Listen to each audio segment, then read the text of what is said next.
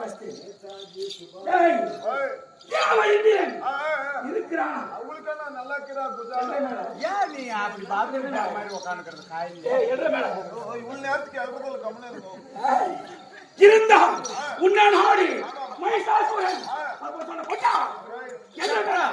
ஐயா உனக்கு மட்டும் ஐயா உனக்கு மட்டும்